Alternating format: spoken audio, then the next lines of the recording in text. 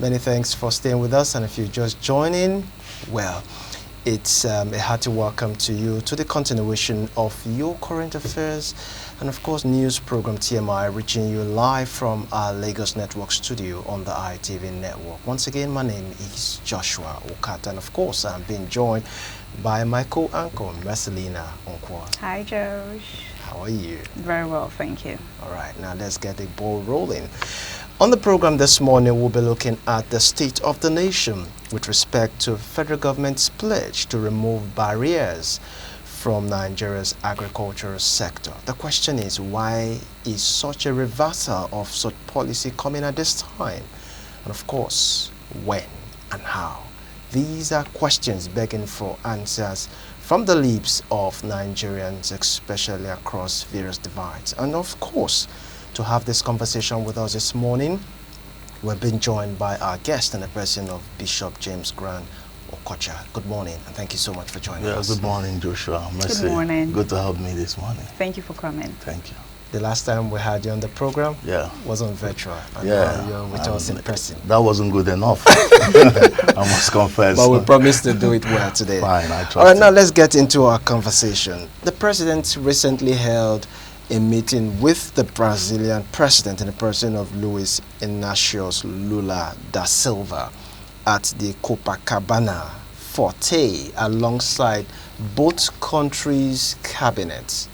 And right there, the president made some pledges, one of which is that he tends to remove the bottleneck, as it were, stifling the agricultural production. What's your take on that? Yeah, well, Joshua, good morning, and good morning to Nigerians. And not just good morning to Nigerians, good morning to patriotic Nigerians, everyone who is committed to making sure that a new Nigeria is better. That's why we always come around to also, make our own input. Well, my take is that there is nothing wrong with, going to Brazil to woo investors and all of that. But the problem I have is that in Nigeria, especially this government, we like to put the cart before the horse. All right, we like to put the cart before the horse. If there are bottlenecks, around the Nigerian agricultural sector, this should have been dealt with. It's not something of public announcement here and there. It should have been dealt with. For 2 years, there were bottlenecks and nothing has been done about it. And you know that a nation that cannot feed itself is bound to collapse. I keep saying it. And, every hungry man you see on the street is a potential lawbreaker. Every hungry man. You can't keep making laws where you see people, people are hungry and all of that. They can't listen to you. So if the government knows that they've been, bottlenecks and barriers in agricultural sector till now, nothing has been done about it. It's still a promise that we will remove. I mean, it's not going down well with me, sincerely speaking. All right. Now, if you talk about the issue of removing bottlenecks, which doesn't in any way excite you, and then you're talking about the issue of why did they have to wait for 2 years, before they start talking about, something that should have been addressed without making it a public announcement. Sure. This brings to the question Nigerians are asking. Is it because of 2027 is at stake? Or what exactly is the reason the president chose this time to talk about this? And of course, try to also buttress the issue of making pronouncement without a blueprint. What's your take on that? Mr. Joshua, you and I know that that's just a trend. That's how, that's how this government runs. I mean, there will be no calculation, there is no blueprint, and you just hear announcement. You saw how that, Nigeria almost collapsed when such thing happened, during the president's, speech, where he just declared that subsidy is gone, and there was nothing on ground to ameliorate the suffering that this thing will create. You saw what happened. And then such a thing is also happening. This is how this government runs. They say things that they have not prepared for. and then it's not going well with us. And like it was in this studio I said that my problem with politicians is that they think about next election, they care not about next generation. And you see it playing out in Nigeria here. Everything is promised because 2027 is coming. There's this promise, there's this promise. And I said it here in the studio. I said, you keep promising and you keep speaking and what you will do because you have not done much. Let your work campaign for you. Oh. Let the things you are doing, if you are working, you don't need to talk. You see people like me, I will go to the high heavens to talk about, how good the government is. I mean, I may not have voted for this government, but I'm telling you, the kind of person that most Nigerians are is when you do good, we say you do good. And when you goof, we say you goofed. All right, thank you so much, Bishop James. President Bola Ahmed Tinubu has recently reinstated his administration commitments to removing systematic barriers that hindered food production, rights, and agricultural productivity in Nigeria. Okay, the question now is, what are these barriers exactly? Do you think this current administration, I mean Bola Ahmed Tinubu, is targeting, can Nigeria realistically become food sufficient in the next 5 years, under those current directions? He talked about food barrier. If you watch that, you see he was talking about bureaucracies. Yeah. What kind of bureaucracy is hampering food production more than insurgents? Just tell me. More than insecurity. No infrastructure, no road.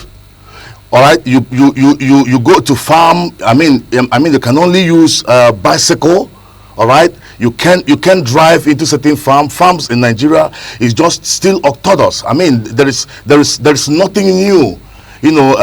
Crop rotation and all of that. You plant here tomorrow, today you plant there tomorrow, and all of that. There is nothing new. There's nothing new. There is no hybrid production. Everything you see is on paper. Everything you see is on paper. Farmers are no more going to farm in Benue State. That happen to be the food basket of the nation. Plateau State, a fertile ground. Farmers are no more going to farms. And Enugu State, Ebonyi State, these are people that are committed to farm. I mean, naturally, they are farmers. So what you're eventually trying to say now is that the president just come out to say these things are on paper, but they don't implement it. Well, what I'm saying is that the number one bottleneck that has plunged Nigeria into food scarcity is insecurity. Okay. If it's not dealt with, I don't know the bureaucratic, challenge that you could be talking about. I don't care about bureaucracy. That's not what gives food. It puts food on the table. True. Now that brings me to my next question, because if you're talking about putting the cart before the horse, now, what drives investment to a particular location is when the economy in that particular area is safe for investment to come. Talking about insurgency, do you think that the president has done anything in regards to addressing the security situation, or do you think he has a plan towards that, or is it part of what creates the barrier in itself that made or influenced his speech towards giving that pledge? Since he has been in power. Well, I have to be very, very practical and pragmatic about this. Okay. The end result, what makes a thing what it is the end result. Do you understand me? It is the end result. If you tell me you are cooking and you see me sitting on the table 1 hour, 2 hours, 5 hours, 1 day, 2 days, no food, how would you convince me you are cooking? But he just assured us that this is just 2 years into his tenure. We should give him more time, perhaps 2 more years, to be able to realize the promises he has made. Joshua, the primary responsibility of every government is security. That comes first. You can't wait for 2 years to have security. What practically has been done about what happened in Benue State? Did you watch it? Well, I visit. Oh, come on, don't go there. Did you watch that? Children were roasted like corn. I mean, there should be practicalities. There should be, by now, even a layman like me, when it has to do with security, should be able to say, this is the security architect. that Nigeria is adopting, to curb such things from happening in the future, in the nearest future. Nothing has been done, I'm telling you. Nothing practical has been done. People are being killed every day. So you do not think that the remaining 2 years, they still have 2 years, you do not think that you can tackle the issue of insecurity for that 2 years? Let me tell you, if my child is sick, if I don't have money, I will go borrow. You know why? Okay. Because I am a compassionate, affectionate father. There is something that connects a father to a child. We are yet to have patriotic leadership, because if we do, you cannot have. How long has this lasted? Before the president came into power, he was in power somehow because his party, this is 10 years. This is good 10 years. The APC has not provided us with security. I don't understand. Even the other day you saw people that were traveling on train. People on train adopted. Nowhere is safe. And there is not anybody can tell me that there is a plan. The president said that the people of Benue State, the farmers, should go and negotiate. The word negotiate is giving me a headache. So there has not been specific political shift or implementation roadmap since the president's pledge. Is that what you're saying? Well, you are a journalist. You should know that better than me, because you are every day on the news. In your TV, in your television station, I have not seen you, broadcast any. I've not seen any of the stations broadcast any. So if I couldn't find any on the media, and even on ground, the problem is still there, how do you convince me that something has been done? All right, now let's look at the issue of those who formed the president's cabinet at that meeting. We have the likes of the Ogun State Governor, Prince Dakwa Abiodun. Mm-hmm. We have Mohammed Umar Bago, who is the governor of Niger State. Mm-hmm. We have Sheriff Oburuvi from Delta State. We also have the Lagos State Governor, Mr. Babajide Sanwo-Olu. Nigerians are asking if, for instance, a Mohammed Bago, who is the Niger State Governor, we understand the role they play, especially when it comes to the cultivation of rice. Now we have Prince Dakwa, who has maybe vast vegetations of land for the purpose of agriculture. Yeah. We have the likes of Hyacinth Alias, who is the Benue State Governor. We understand that the state, as it were, plays a large role when it comes to food production and an agricultural hub for Nigeria.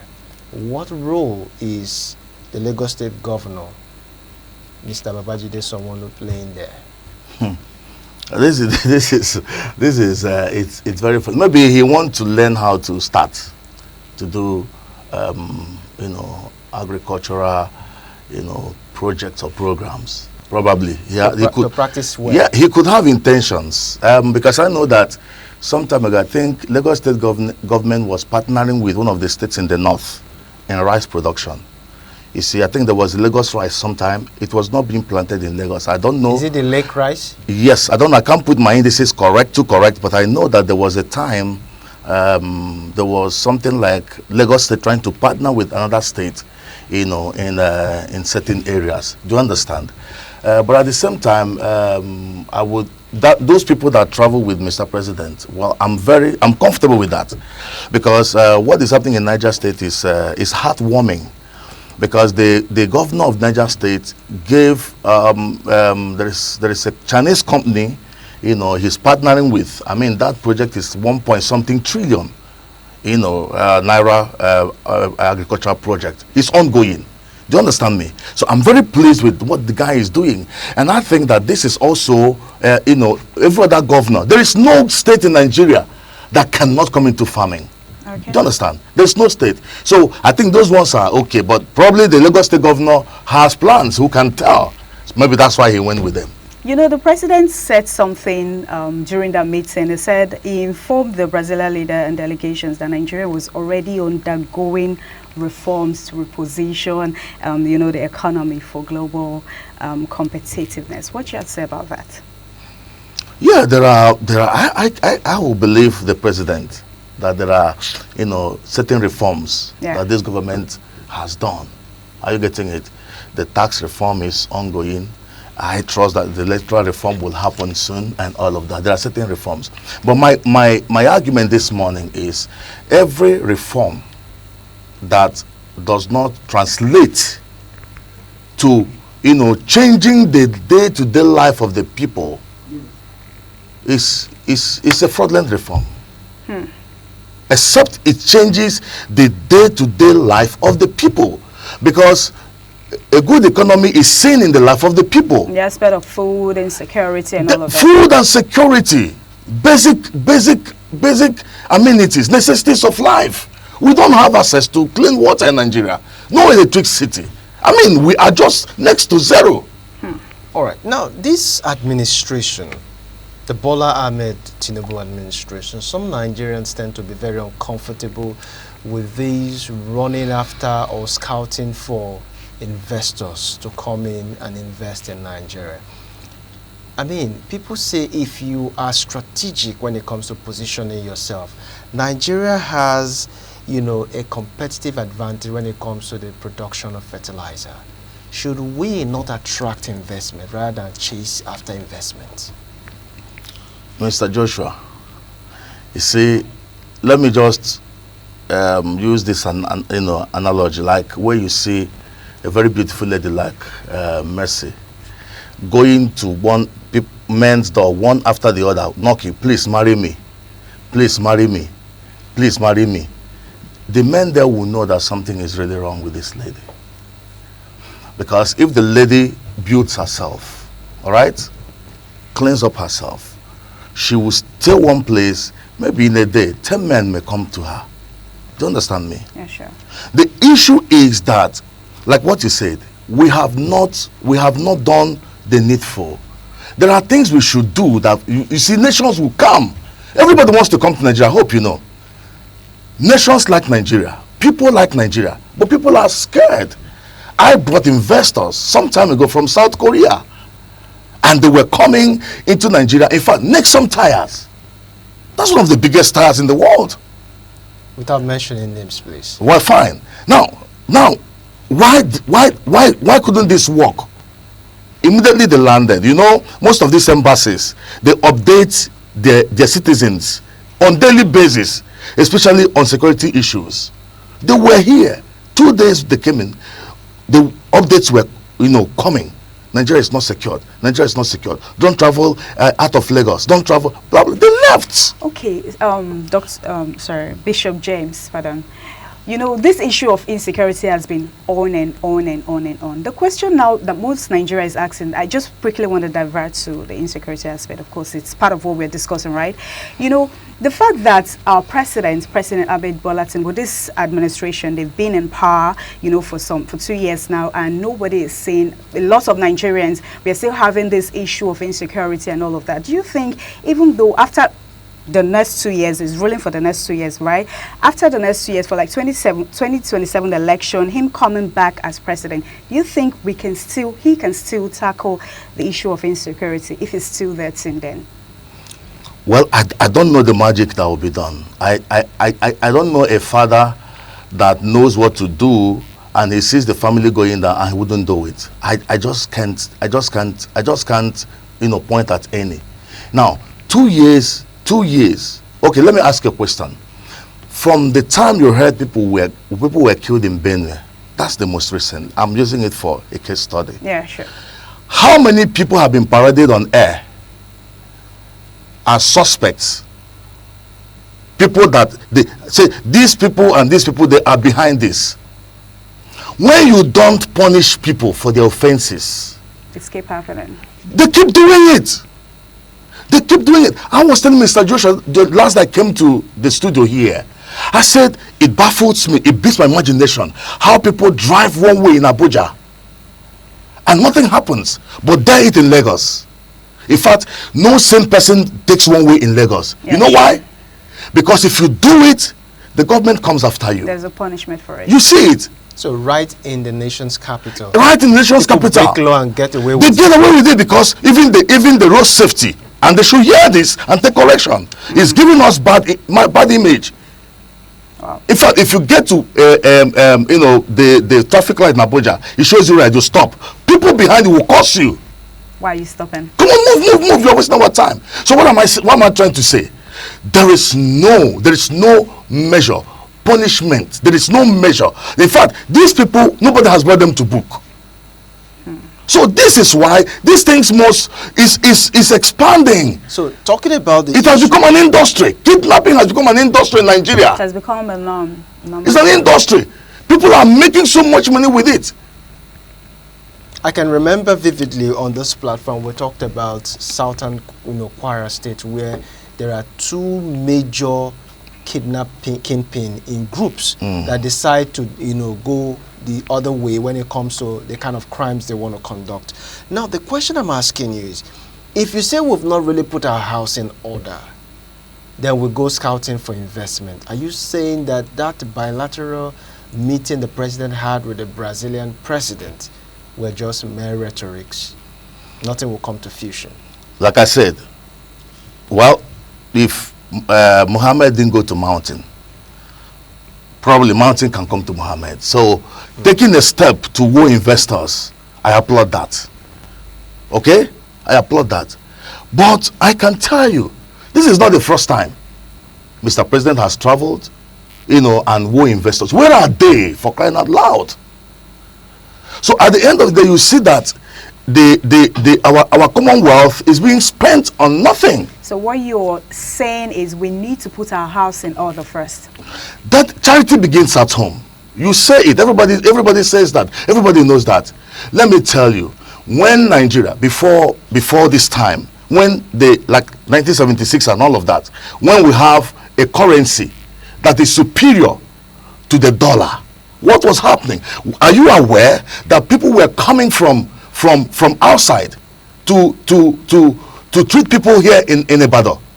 Are you aware that there was a time we had the best hospitals, we had the best schools, we had the best economy? People were coming in, to just associate with us. So why don't we gradually build our home, tackle insecurity, build our home, infrastructure? There are certain things that when you do it, Nigeria is a very big market. But talking about infrastructure, you're aware recently that the government just commissioned a 30-kilometer road off a 700-kilometer Lagos-Calabar road. Is that not part of the infrastructure we're looking at? Also putting it side by side with the fact that there are some bilateral agreement Nigeria enters which might not, come into fusion in the next 2-3 years. It might be long term. So what's your take on that? Mr. Joshua, there you go again. I appreciate that coastal road, but I have a problem with that. No, we're talking about infrastructure. Infrastructure, so I'm coming. Yeah, yes, fine. Yeah. But what coastal road and what next? You said you have a problem with that. What's your problem? Okay. Have you traveled? Because I like traveling around Nigeria so that I will have my facts. Okay. Have you moved from Lokoja to Abuja? Have you driven that as is recently? Tell us about it. You will know that this is a misplaced priority. Doing a coastal road that costs so much money, whereas people cannot travel. You will spend like 6 hours, 7 hours moving from Lokoja to Abuja. No road there. Anybody can, attest what I'm saying. This is Lokoja to the Federal Capital Territory. No damn road there. And people pass it, there are accidents there every now and then. This is a road people are using. Are you not supposed to fix the one they are using first and secure their lives before you can do the one that will be alternative they're not using? Have you traveled from Lagos, Benin Road? These are death traps. People are dying every day, and you forget you leave these things and start doing coastal road. It's a good one, but we must learn how to prioritize. Yeah. We must learn how to put things in priority in Nigeria. That's the problem I have with this government. What they will do first, they do last. What they will do last, they do first. They announce the removal of subsidy before they can start looking for how to curb the effect. It's a problem, and it has to be fixed. All right, so what's your take as regards Nigeria, as it were, looking for investment, especially when we know that we have all it takes to be able to get ourselves food sufficient? Is it because we are bereft of information as regards what we have, or is it that our government, as it were, are somewhat mentally lazy? Mr. Joshua, in the last 5-6 years, back to 8 years, do you know how many companies that left Nigeria? Foreign investors that left Nigeria. They are leaving. The other day, it was MTN, Guinness, Michelin, all this. They have left. And you think that the other people outside there don't know why they left? Nigeria, as of today, is not attractive. I'm a business person. I'm into mining. It's not attractive. No credit facility. High interest rate. Nigeria is not conducive for small businesses. So what can we for businesses entirely? So what can we do? Because we just have less than 2 minutes to go. What can we do to be able to address this issue, to clean up our home first, before we now position ourselves to attract investors to come in? Based on the fact that you are a professional in your own field, what do you think needs to be done holistically in terms of cleaning our in-house? Mr. Joshua, I don't know whether you know how smart Nigerians are. First of all, let's start patronizing Nigerian products. Let's start looking inwards. Everything we're looking for outside is within. Everything we're looking for. Nigerians can build an aircraft. Nigerians are building vehicles. They need government support. They need low interest rates. Government should fund them. There's nothing, I repeat, nothing, because even when you leave the shores of this country and go out there, you will see that the playmakers there are still Nigerians. Can you imagine that people will leave Nigeria and go to China and produce phones and write the Chinese name and bring it back to Nigeria and Nigerians will buy? So what you're saying is we should start patronizing ourselves. We should start patronizing ourselves. That's number one. We should also start funding. Because most people that you see that are going outside, if you go to Dubai, what's the interest rate? China, what's the interest rate? People go out there to do production because those communities, those nations are, they are credit friendly. People have access to funding. But in Nigeria, you know how much you pay for interest? Interest will take up all your profits. You buy diesel, you run. In fact, you are your own power, NEPA. You are your personal power. You generate. I mean, all right, we should prioritize and then make Nigeria conducive. Thank you so much, Bishop James Grant, for giving us your perspective on this issue. We really appreciate your time. Thank you so much. Thank you. You're welcome. All right, that's our offering for you from our Lagos Network studios this morning.